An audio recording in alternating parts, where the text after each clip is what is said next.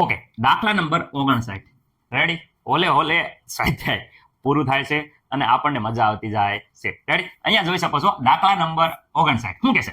જો બોહરની પ્રથમ કક્ષામાંના ઇલેક્ટ્રોનનો વેગ, વિદ્યાર્થી મિત્રો ખાસ યાદ રાખજો, બોહરની પ્રથમ કક્ષામાંના ઇલેક્ટ્રોનનો વેગ આપ્યો છે 2.19 × 10⁶ મીટર પ્રતિ સેકન્ડ છે.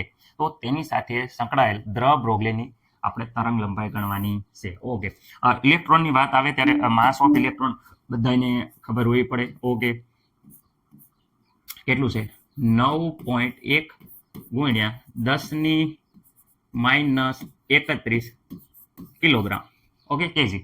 ઓકે, મને નથી લાગતું કે આમાં કોઈને કાંઈ પ્રોબ્લેમ હોય. ઓકે સર, અમને આવડે છે.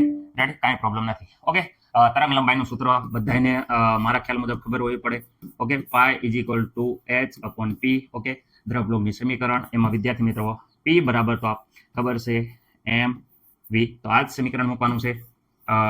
પાઈ = જોઈ શકો છો કે વિદ્યાર્થી મિત્રો h, ચલો અહીંયા એકવાર હજી લખી નાખી, h mv. ઓકે, ચલો અહીંયા h પ્લાન્ક અચળાંક છે 6.626 × 10 વિદ્યાર્થી મિત્રો -34. ખાસ યાદ રાખજો. રેડી? અને જૂલ ઇન્ટુ સેકન્ડ, જે દર ખેલ લખું છું એટલે આપણને બધાને ખબર જ હોય છે. ઓકે, ઇલેક્ટ્રોનનું વેઇટ વિદ્યાર્થી મિત્રો અહીંયા જોઈ શકો છો, વજન કેટલું છે? 1.9 × 10⁻31 વિદ્યાર્થી મિત્રો, એ પણ કિલોગ્રામમાં છે. ઓકે, ઇન્ટુ ગુણ્યા કરો વેગ. વેગ અહીંયા આપ્યો છે, જોઈ શકો છો 2. અહીંયા કેટલો આપ્યો છે? જોઈ શકો છો 2.19 × 10⁻⁶ મીટર પ્રતિ સેકન્ડ. ઓકે, આનું વિદ્યાર્થી મિત્રો વ્યવસ્થિત કેલ્ક્યુલેટરમાં આપણે સાદુરૂપ આપશું તો અહીંયા આપણો જવાબ આવશે, તમે જોઈ શકો છો.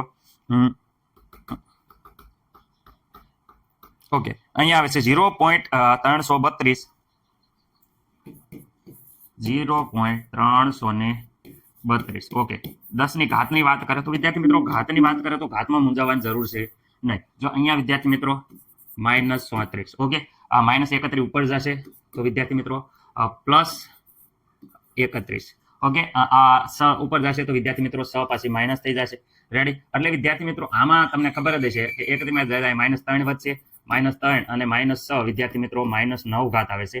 ઓકે, તો અહીંયા વિદ્યાર્થી મિત્રો 10ની વિદ્યાર્થી મિત્રો -9 ઘાત આવે છે. રેડી? આ આવી મીટરમાં. હવે -9 આવી પછી અહીંયા ધ્યાન રાખો, 1 ઘાત, 2 ઘાત અને 3 ઘાત વિદ્યાર્થી મિત્રો આગળ લઈ લઈએ તો અહીંયા તમને ખબર છે.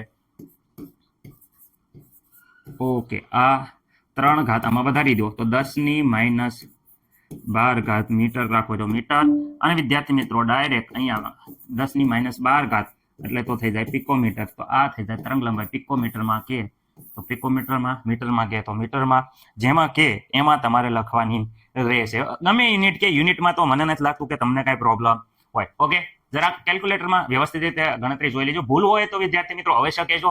ગણતરી હું પૂરો પ્રયત્ન કરું છું ગણતરી હાસી હોય. રેડી? અને મેથડ હાસી હોય એટલે તમને ગણતરી કરતા તો આવડે છે.